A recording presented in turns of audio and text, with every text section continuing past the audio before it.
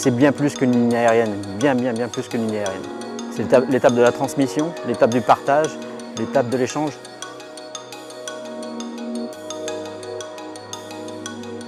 C'est quelque chose finalement dont je rêve depuis tout petit, de repartir sur les traces des pionniers de l'aéropostale.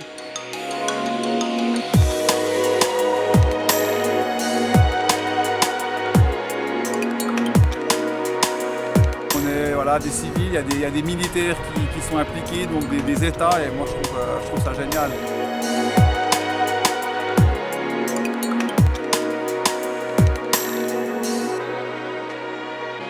« 15 ans à peine après le vol historique des frères Wright, des aventuriers d'un autre temps entreprirent de rallier la France à l'Amérique du Sud.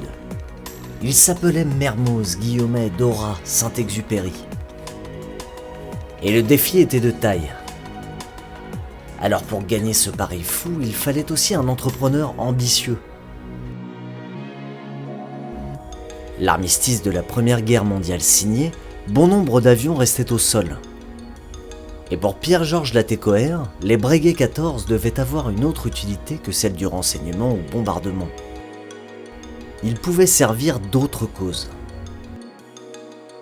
Dès 1917, il trace donc sur une carte cette ligne imaginaire capable même de franchir, sur le papier, l'océan Atlantique. Cet incroyable défi est pourtant suivi de tous. Après des années sombres pour l'Europe, les Français ont probablement besoin de s'évader. Et si le vœu des pilotes se réalise, qui sait à quoi pourrait servir ce nouveau concept ?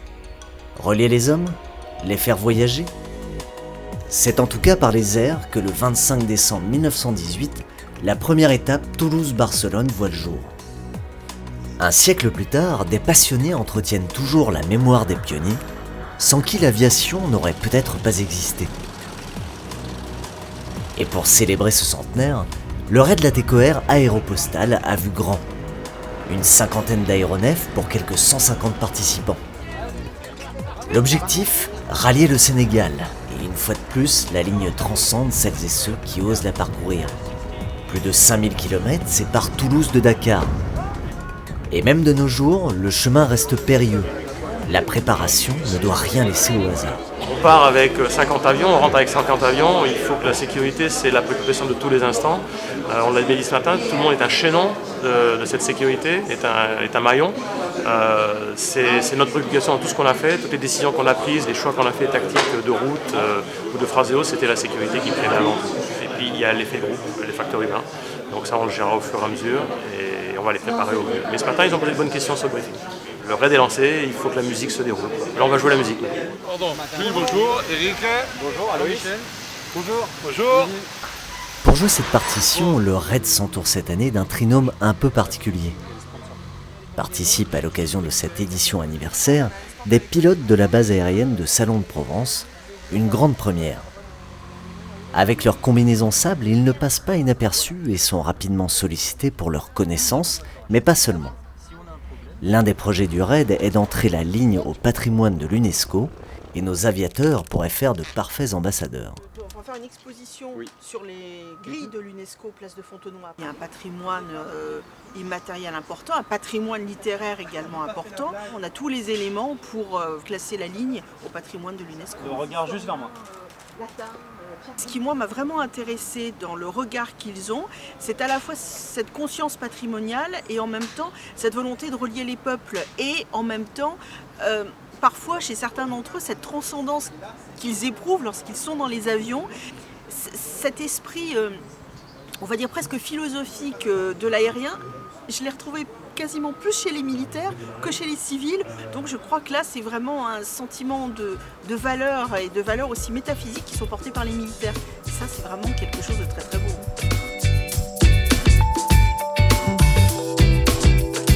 Les présentations sont faites, les équipages briefés, le raid peut décoller. Pour se plonger définitivement dans l'aventure, du courrier sera acheminé à toutes les étapes, comme à la grande époque.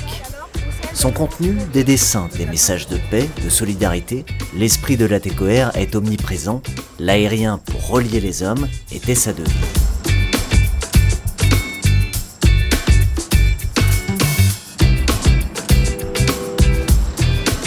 4 broussards provenant des 4 coins de la France prennent le départ. 3 d'entre eux n'iront pas jusqu'en Afrique, et les voir rassemblés est plutôt rare. Alors pour l'histoire, ils en profitent. C'est d'ailleurs les monoplans des années 50 qui assurent la première relève du courrier. Le transit à Lézignan est un franc succès. Les collégiens des alentours ont préparé leur missive. Le facteur est aujourd'hui aux commandes d'un vieux couple, et ça a quand même de l'allure.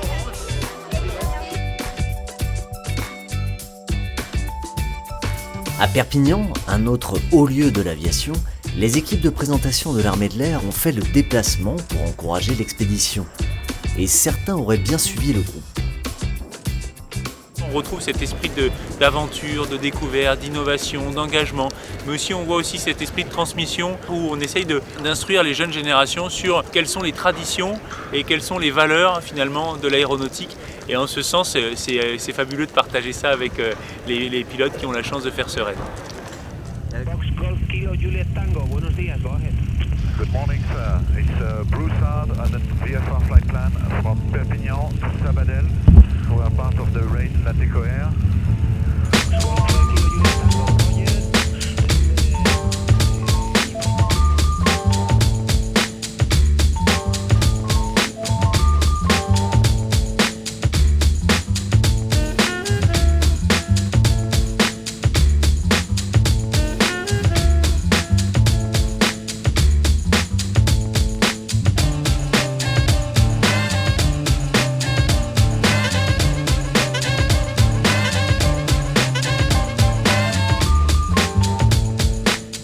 Le rythme est soutenu, il s'accélère même. Au volet préparation et vol quotidien s'ajoute celui de la représentation. Des associations comme les Ailes du Petit Prince partagent des réflexions avec les plus jeunes. Pour d'autres, il s'agit de donner quelques rudiments en aéronautique. Les lettres, elles, continuent leur parcours et certains y prennent goût.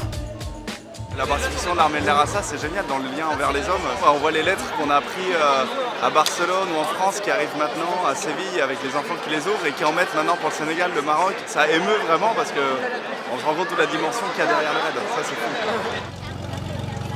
Au poser des avions, chacun occupe donc un rôle. Et pour le directeur du raid, cette implication est primordiale. C'est très important de fédérer le groupe parce qu'il faut que les gens comprennent qu'ils sont dans une démarche, qu'ils comprennent qu'ils sont là dans une démarche associative, dans le cadre d'un intérêt général, parce que avec ça, on peut permettre aux gens de se surpasser. On peut permettre aux gens de dire, bah voilà, il y a un peu d'attente, il y a du carburant qui ne va pas, il y a des formalités qui ne sont pas bonnes, il y a des autorisations qu'on reçoit au dernier moment, il y a des choses qui changent. Et bien c'est ce dépassement de soi dont on a besoin pour faire marcher ce raid Latécoère Aéropostale. Donc t'as les numéros de passeport, t'as tout là-dessus. C'est bien les bons passagers, ça n'a pas changé en tout temps. Contrôle douanier, enregistrement des plans de vol, entretien des machines sont autant de phases du quotidien pouvant perturber un planning serré. Ce matin à Séville, les choses rentrent dans l'ordre et Hervé peut lancer l'étape du jour. Et quelle étape? C'est là qu'il faut monter vite à cause des zones militaires. La vraie saveur particulière, c'est qu'on traverse le détroit de Gibraltar. Et c'est quand même un moment fabuleux, avec sur la gauche on aura le rocher et on voit tout de suite le Maroc. Et aussi le fait que on pénètre sur le continent africain avec des règles, des manières de faire différentes et ça c'est toujours très agréable parce que c'est beaucoup d'échanges.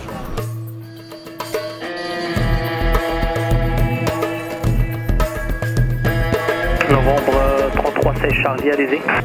Oui, bonjour monsieur, ravi de rentrer au Maroc, le raid Latécoère à destination de Casablanca. Novembre 33-16 Charlie, bien reçu, bienvenue au Maroc. Rappelez votre estimé Malavada.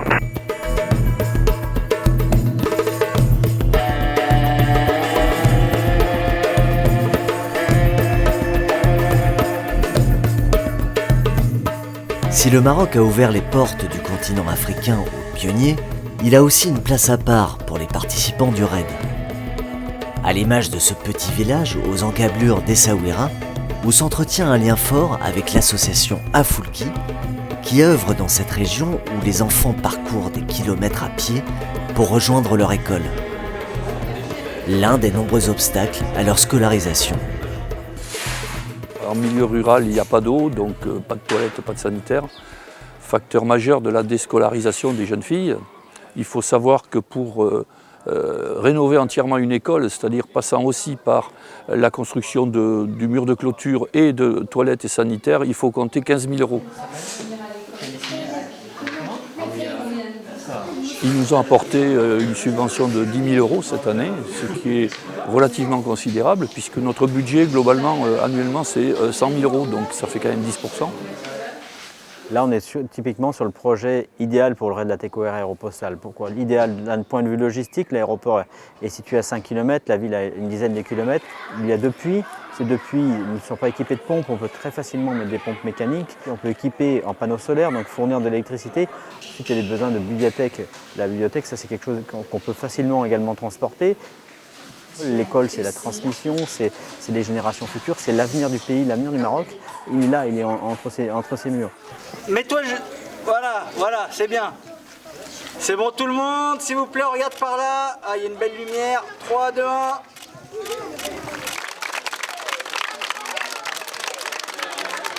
Ça marche vachement bien, puis tout le monde est content de donner son courrier. C'est son expression, c'est ce qu'il a envie de faire partager. Et puis, c'est cette envie de donner, cette envie de recevoir. C'est ça le symbole du courrier. L'engagement d'Hervé porte ses fruits puisque Sa Majesté le roi du Maroc, Mohamed VI, place cette édition 2018 sous son haut patronage. Un signal fort qui facilite par exemple les accès aux aéroports et qui favorise les échanges entre tous, comme à Marrakech. Ils nous ont tellement bien accueillis qu'on a pris un petit souvenir, la casquette de l'aéroclub royal du Maroc, avec il y a le pavillon royal. Et il y a une énorme interaction du coup avec l'armée de l'air marocaine et ça c'est super, on ne pensait pas qu'il serait aussi présent. Nous devons effectuer un défilé sur Tarfaya, Cap Juby. Voilà, les Marocains nous ont proposé de nous accompagner avec 2 T6, leur avion de formation. Donc pour nous, bien sûr, c'est un honneur de défiler avec eux, un peu comme s'ils nous accueillaient de manière encore plus officielle. Véritable mythe, Tarfaya se situe aux portes du Sahara. Elle reçut pour chef d'escale un certain Antoine de Saint-Exupéry. C'est lui qui était chargé, entre autres, de récupérer les pilotes malchanceux tombés dans le sable et capturés par les autochtones pour rançon. Depuis son fort, riche de nombreuses histoires, il nourrit sa deuxième vocation, l'écriture. Certains voient dans Courrier Sud, son premier roman, l'annonce avant l'heure de la disparition de Mermoz dans l'Atlantique, mais aussi et surtout la naissance du Petit Prince, avec cette phrase évocatrice « Un enfant perdu remplit le désert ». Pour beaucoup, se poser là-bas sera une expérience inoubliable.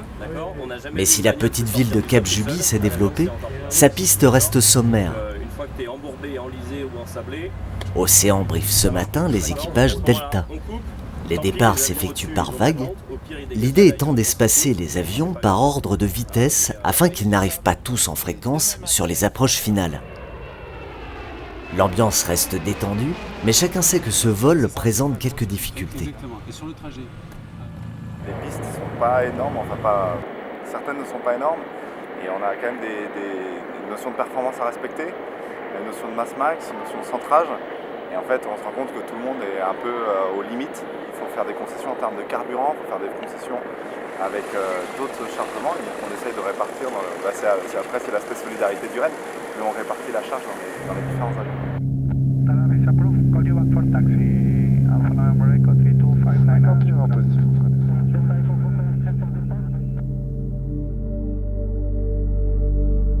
Avec une météo plutôt clémente, les avions franchissent l'Atlas sans difficulté. Le Charlie Victor de l'armée de l'air part rejoindre les T6 marocains. À bord de son Cirrus SR-20, Aloïs savoure. Il prend même le temps de nous parler de sa machine. En fait, les particularités de cet avion au niveau commande de vol, c'est le mini-manche. Il est décalé, on n'a pas un manche à balai comme à l'ancienne entre les jambes, on a un mini-manche qui est à 45 degrés.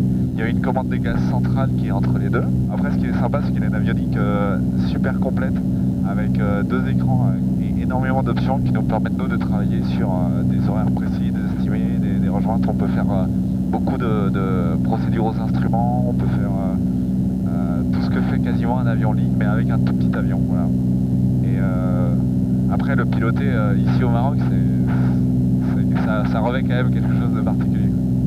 Et en plus, là, on va vers Tarfaya, donc on commence à arriver vers des terrains ultra sommaires. Bon, pour le coup, il est parfaitement adapté. Ouais, c'est ça qui est génial.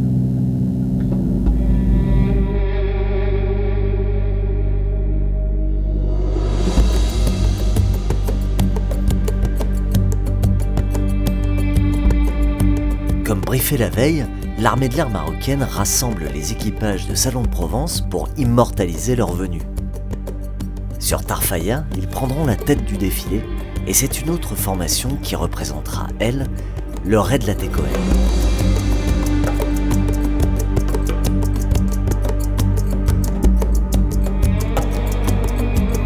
L'équipage Syntex fait son apparition.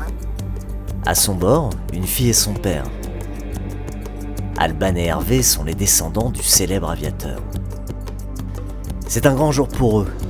Jamais un Saint-Exupéry n'a foulé le sol du Cap depuis presque 100 ans. Tarfaya du dispositif, passage dans 1 minute. Opposé, l'émotion est vive. L'accueil est triomphal. Chacun prend la mesure de cet événement.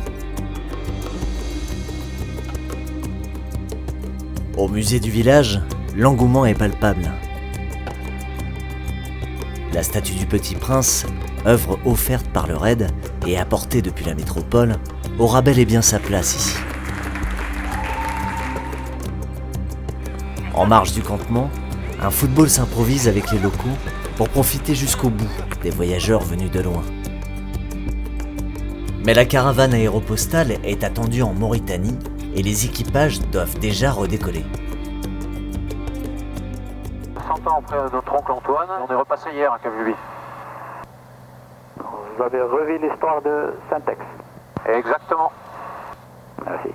Et ça a été un privilège, un grand honneur de se poser à Cap-Juby, Maroc, pour l'amitié entre la France et le Maroc. Oui, merci, c'était un grand temps. C'était tellement fort de sens et on attendait ça depuis tellement longtemps. Ça a été très court, intense, court, on a adoré. Mais je pense qu'on reviendra vraiment parce qu'on exprime le besoin d'y retourner un peu plus longtemps. La ligne, c'est toujours autant important pour eux. Ils ont remis la piste en état pour nous. Je pense que c'est plusieurs semaines de travail. Et je pense qu'on a réussi notre devoir de mémoire. Là, on l'a fait concrètement avec 60 avions. Ça a eu un effet positif sur tous les endroits où on est allé. C'est la première fois qu'on a porté les ailes de la Fondation Antoine de Saint-Exupéry pour la jeunesse à l'autre bout du monde, par la voie des airs. Et donc on a été de tout petits pionniers, à notre façon, mais tout petits par rapport aux autres, ceux de l'aéropostale. Et maintenant on a le désir de continuer d'agir et de se lancer dans d'autres projets pour la Fondation, pour faire grandir l'héritage. Si Hervé est engagé dans sa mission auprès de la Fondation Antoine de Saint-Exupéry, il en assure une autre en tant que lieutenant-colonel dans l'armée de l'air. Chargé du lien armée-nation, il porte donc cette double casquette et est à l'initiative de l'engagement des aviateurs au RAID 2018. Pour beaucoup, cette présence apporte un plus dans de nombreux domaines. Les pionniers de l'aéropostale, c'était des anciens pilotes de chasse de la Première Guerre mondiale.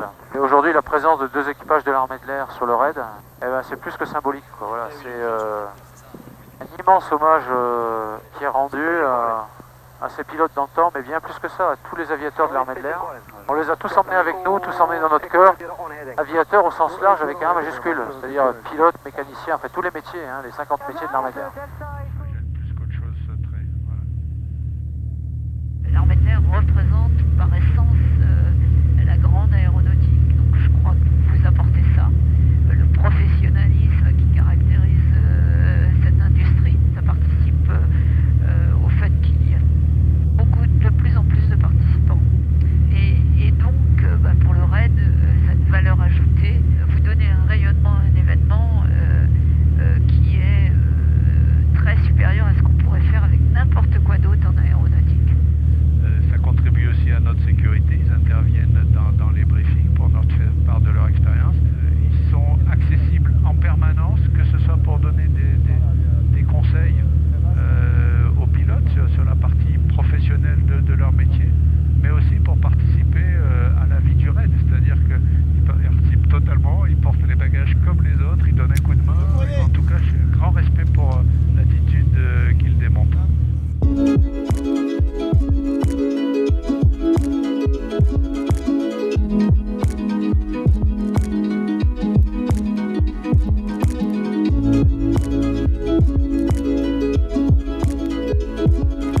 Ce matin à Nouadhibou, le raid va connaître ses premières déconvenues.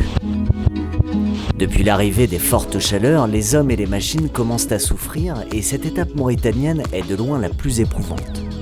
Avec des températures avoisinant les 45 degrés, certains participants accusent le coup. L'équipage du Novembre 731 Foxtrot Kilo n'est malheureusement pas épargné.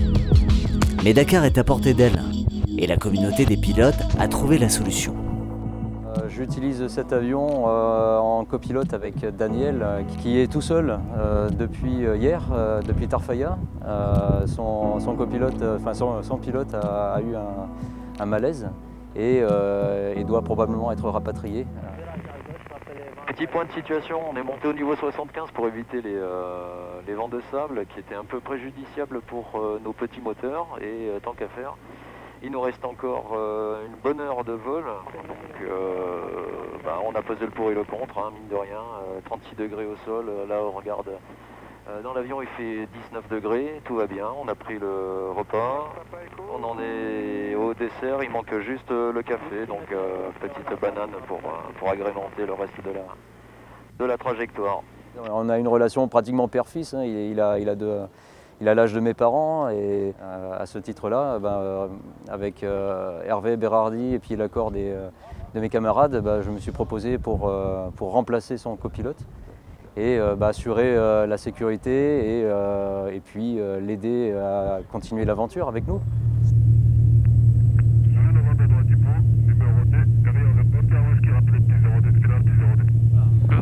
Respecter les 1000 pieds minimum, pas de vol en patrouille et anticiper, l'arrivée.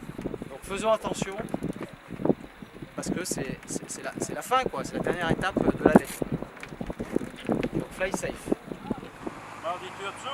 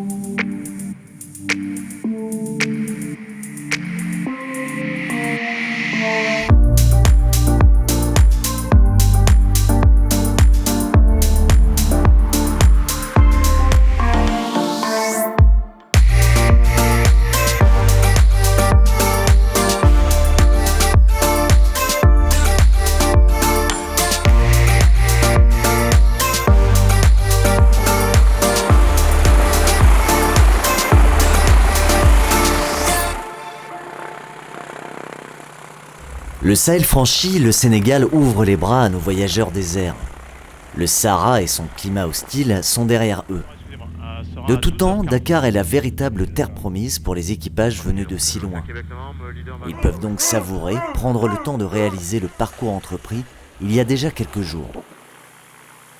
Bonjour Roland, merci pour tout ce que tu as fait pour moi et j'ai essayé d'amener l'avion avec mon ami Jean-Michel maintenant à Dakar. Dommage que tu n'étais pas là. J'espère que tu vas bien, que c'est passé. On t'attend à nouveau dans nos avions, hein, c'est ça? Ouais, ça va bien se passer.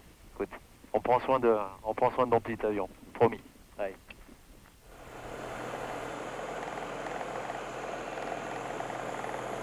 Tous ou presque sont passés. Le Fox Kilo de Daniel et Jean-Mi est posé, tout comme l'ULM de Pierre et Antoine. C'est moins mythique que Tarfaya, mais le Sénégal, c'est de là qu'ils partaient pratiquement tous pour l'Amérique du Sud. C'est une vraie étape. Et puis quand même, de France, ça fait 5000 bornes. Donc c'est assez sympa, quoi, et 25 heures de vol à peu près, quoi. Bon, eh ben, on va sécuriser la machine et dévoiler.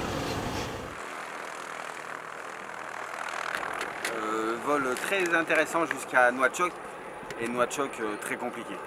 Parce qu'on est arrivé sur un vent de sable. Alors la vigie ça allait, mais après 42 degrés sur le tarmac. Et là, on avait tous nos tempés moteurs qui étaient dans le rouge. Du coup, on a nous-mêmes géré la tempée et puis on est monté à 200 pieds minute jusqu'au niveau 85, histoire que la tempée moteur redescende et puis que nous aussi, notre température redescende. Mais oui, c'est aussi ça l'esprit du raid. Voilà, c'est l'aventure et puis après, à nous de savoir nous adapter et de garder le sourire. On a, cause mécanique, 5 avions qui sont à Nouadhibou encore. Un réparé, mais il y a un deuxième qui a eu des problèmes de magnéto ce matin. Et ils vont rester à Nouadhibou ce soir. Bon, c'est la sagesse, hein. Mais voilà, le reste de la caravane est là. Là, on souffle, parce qu'on sait qu'on va rester 2 nuits. C'est notre première journée de repos sur 10 jours. Puis là, on est accueillis par l'armée de l'air. C'est vraiment super l'accueil qu'on a eu. L'organisation, c'est souple. On voit que c'est organisé. Donc là, ça fait plaisir d'arriver dans ces conditions-là. Et finalement, la musique qu'on a écrite pendant 8 mois, elle n'est pas si fausse que ça. Pour Olivier, détacher un temps dans la région, c'est l'occasion de retrouvailles. Nos militaires ont en effet leur repère sur la base aérienne de Dakar. Soutenu par l'armée de l'air française, ce pôle opérationnel de coopération est depuis de nombreuses années un point stratégique incontournable. Le lieutenant-colonel Olives y commande l'escale aéronautique des éléments français du Sénégal. C'est une base aérienne sur laquelle on va trouver en mode compact la totalité des fonctions opérationnelles qui permettent d'accueillir en toute autonomie des aéronefs. Je parle des pompiers, je parle du carburant, je parle de l'ensemble des services de soutien qui permettent d'appuyer les aéronefs. Mais c'est une base interarmée dans le sens où on y trouve également un Falcon 50 de la Marine nationale et puis évidemment d'autres composantes de l'armée de terre. Avec une telle situation géographique, cette plateforme aéronautique est un véritable hub ou point de passage. Un nombre important d'avions y transitent, puis fait route vers l'Afrique de l'Ouest ou l'Amérique du Sud. Les quelques 350 aviateurs du détachement sont donc rodés à la manœuvre. Mais un point essentiel restait à respecter. L'ensemble de l'aéroport est aujourd'hui un aéroport militaire qui relève de l'armée de l'air sénégalaise. Nous sommes simplement en appui et on a travaillé évidemment en étroite coordination avec eux pour que l'accueil de ces 50 appareils se passe le mieux possible. Tel Québec Nord, aligné PSE-36 prêt au décollage.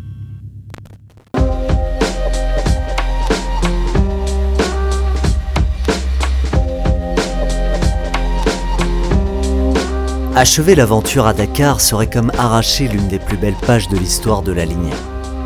Ouais, Saint-Louis, tour de l'hôtel Bravo, Oscar Québec Nord. Bonjour. Merci,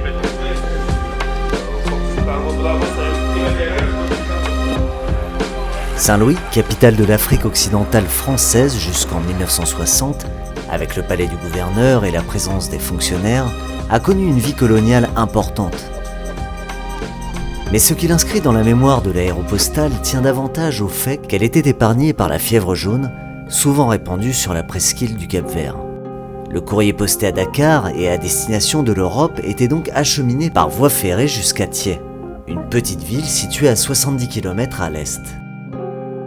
Les pilotes comme Edmond Lassalle assuraient ensuite l'acheminement de leurs précieuses cargaisons tout en restant à l'écart de l'épidémie. Mais c'est aussi et surtout avec son hydrobase que Saint-Louis va transformer le rêve des pionniers en réalité.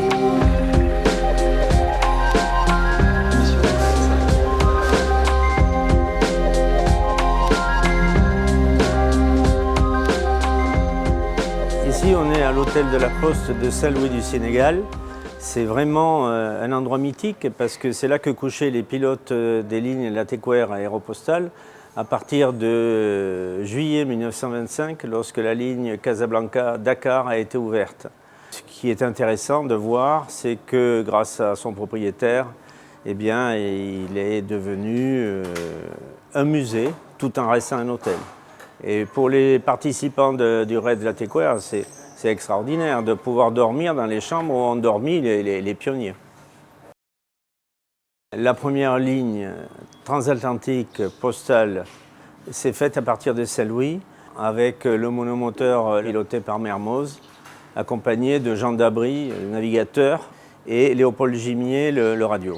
Ça a été effectivement un grand moment de l'aéropostale. On peut dire que ça a été son apogée. Parce qu'à partir de là, il y a eu d'autres difficultés qui sont arrivées, et en particulier le fait que Mermoz, sur le vol retour, ne peut pas amener l'hydravion au bout. et qu'il est obligé de se poser au milieu de l'Atlantique et que l'hydravion va être perdu. L'embouchure du fleuve Sénégal est donc elle aussi imprégnée des valeurs de l'aéropostale. La ténacité de Mermoz à s'envoler vers l'inconnu et finalement poser son avion à Natal inspire chaque voyageur de la ligne. Un héritage dont on est fier, un de ceux qui nous aide à grandir et que l'on doit transmettre afin que d'autres puissent à leur tour se nourrir de cette belle histoire.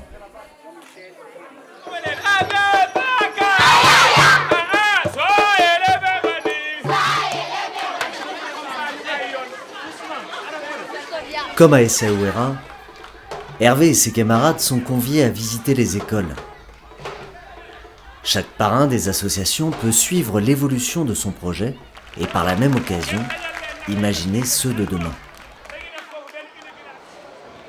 Avec la fondation, on va soutenir le RAID pour mettre ici, installer une centrale solaire sur le toit de l'école, qui permettra d'alimenter l'école en énergie photovoltaïque, mais aussi ils auront droit, ils pourront mettre des climatiseurs. Dans les classes, ils sont 50, ils ont des températures qui sont extrêmement élevées. Avec ce projet-là, on essaye aussi de montrer des applications concrètes, surtout pour les pays du Sud, c'est qu'ils ont beaucoup de soleil et donc une richesse assez importante en termes d'énergie solaire. Reste l'essentiel. Se rencontrer, parler, entretenir le lien avec les enfants. Et pour rêver toujours plus haut, le fondateur du RAID a pensé, il y a maintenant quelques années, au meilleur moyen qu'il soit. C'est pas qu'un baptême de l'air, c'est un projet pédagogique puisqu'ils en parlent tout au long de l'année scolaire, qu'il y a le diplôme LATECOR qui intervient derrière, puisqu'on va envoyer dans les écoles des bénévoles tout au long de l'année qui vont venir donner des cours de météo, d'aéromécanique, de conduite du vol, de réglementation pour un petit peu planter une graine. Et cette graine, elle germe ou elle germe pas chez ces gamins. Et puis peut-être que là, il y a des futurs pilotes d'Air Sénégal, mécaniciens, contrôleurs aériens ou tous les corps métiers liés au monde aéronautique. Tout le monde est attaché. J'en parlais juste il y a 2 minutes à une professeure de l'université. On disait que sur une promotion de 120, s'il y en a 3-4 qui ont un espoir, qui ont un objectif, grâce à des petits événements comme ça, eh bien c'est toujours ça de gagner. L'histoire de leur ville est accrochée à l'histoire des pionniers de l'aéropostale. Donc forcément, eh bien, ils vont pouvoir s'accrocher à ça et peut-être avoir un objectif dans leur vie.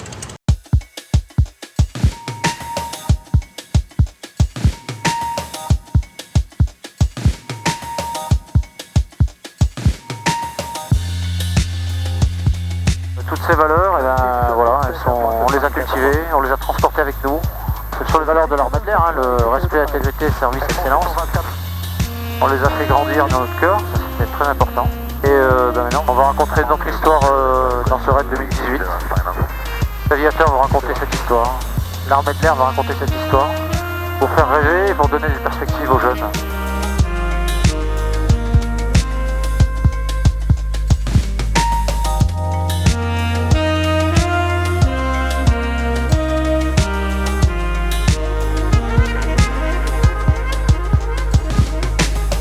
On ne peut qu'avoir la niaque.